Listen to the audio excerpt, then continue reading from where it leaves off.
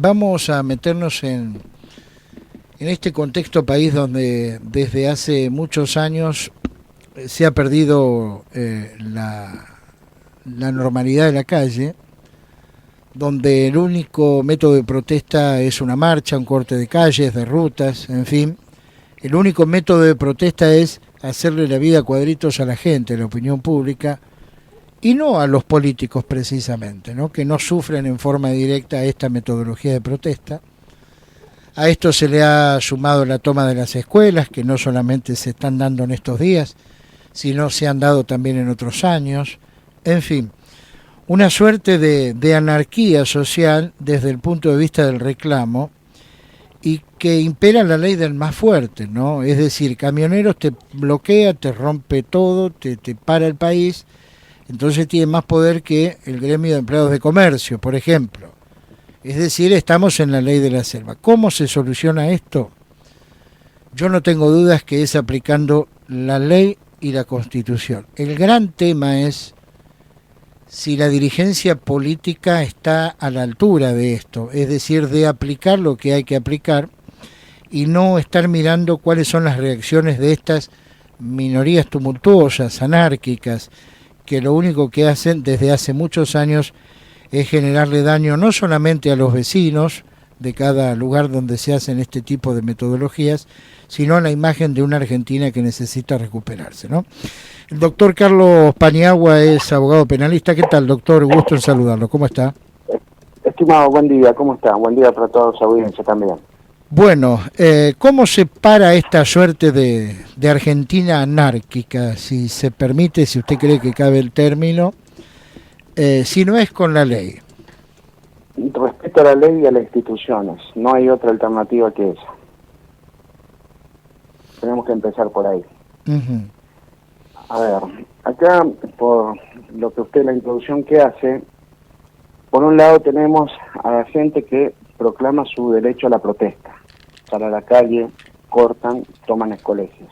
Y por otro lado tenemos ciudadanos también que quieren disfrutar sus otros derechos, como ser transitar libremente por las calles o estudiar, ni más ni menos. Y aquí es donde empezamos a ver el tema de la colisión de derechos. Lo que primero tenemos que tener en cuenta es que en nuestro sistema no existe derecho absoluto, o sea, no existe que una persona tenga un derecho absoluto sobre otro ciudadano. Todos tenemos derechos por igual, y bueno, luego se tendrá que ver, en el caso concreto, cuál es el derecho que merece mayor protección, tanto por el Estado como por el Poder Judicial. Ahora, hay provincias como la de Jujuy que reforma sus constituciones. Jujuy, a través del gobernador Gerardo Morales, está en ese proceso, que pretenden agregarle a la constitución provincial un apartado que hable de que no se permiten hacer piquetes, ¿no? ¿Es necesario redundar, agregar lo que claramente ya establece la Constitución Nacional? No, lamentablemente, a ver, eso es agregar más politiquería barata a lo que ya hay. Hoy por hoy, con todo el plexo normativo de leyes que tenemos, con una buena aplicación, con sentido común por sobre todo, y férrea voluntad política de llevar las cosas para adelante, para bien, no hace falta ninguna otra modificación. Están previstos justamente cuáles delitos se pueden llegar a cometer a través de un ejercicio abusivo del derecho, porque tenemos también para eso, que el ejercicio abusivo del derecho genera consecuencias, ya sea civiles o ya sea penales. El tema está quién le pone el cascabel al gato. No olvidemos que cualquier reacción que toma el Estado también, tenemos grupos que automáticamente lo quieren encasillar con la época de la represión, de los militares, y eso no es así. O sea, nosotros tenemos que ver que tenemos autoridades conformadas legalmente que tienen que hacer valer y respetar sobre todo el tema de la seguridad pública, el espacio público. O sea, no puede ser que acá en Argentina cualquiera haga lo que quiera y prácticamente no tiene consecuencia a ello. Eso es una locura. Estamos realmente entrando en una situación de una anarquía total y de una situación de anomia. Es decir, no nos aferramos a las normas. Y eso desde el principal responsable, que es el gobierno nacional. Tomo el ejemplo de lo que está sucediendo en el sur con estos pseudo mapuches, que prácticamente ni siquiera ha tomado una medida positiva de defender el territorio argentino. O sea, desde ahí para abajo, cualquier cosa. Ujú. Caso toma de colegios, legalmente, digamos, ¿cómo funciona el sistema? ¿Cómo debería Ahora, funcionar? ahí tenemos la colisión de dos derechos.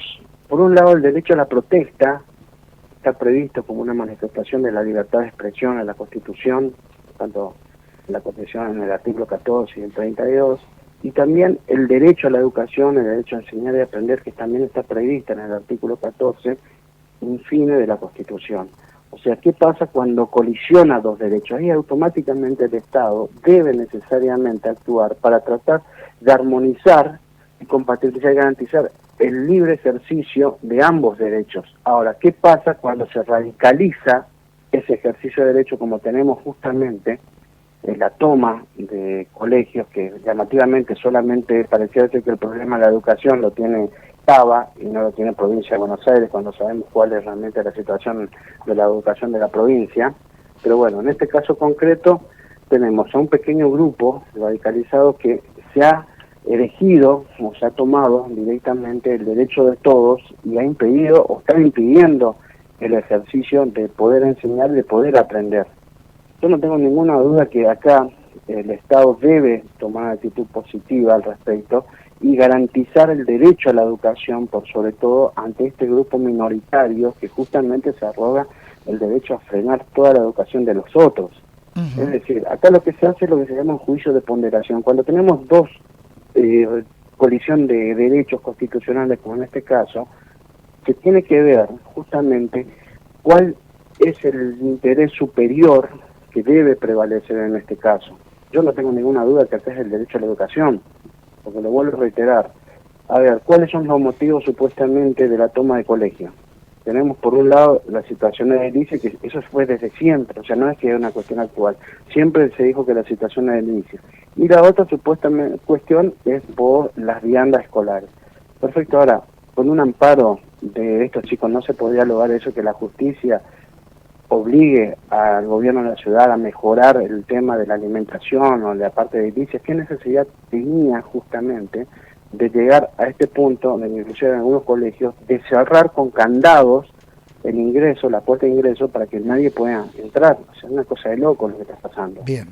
Por último, ¿qué responsabilidad, claramente si es que la tienen, entiendo que sí, penal en este caso, les cabe a aquellos que están en la función pública y no actúan en cumplimiento de la ley?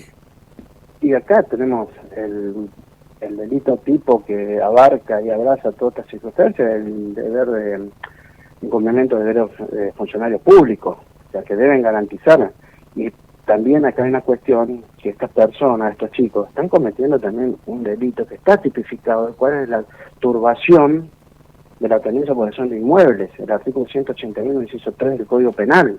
O sea, acá, yo que fuera gobierno de la ciudad, daría inmediata intervención al Foro de Responsabilidad Penal Juvenil, para que directamente empiece a actuar con respecto a eso, y también exigir la responsabilidad de los padres con respecto a los daños que se están ocasionando en las aulas. O sea, tenemos que empezar a responsabilizar como corresponde y que efectivamente se tenga consecuencia de eso para que la Argentina empiece a andar bien, porque pareciera ser que acá toman, rompen, pero no pasa nada.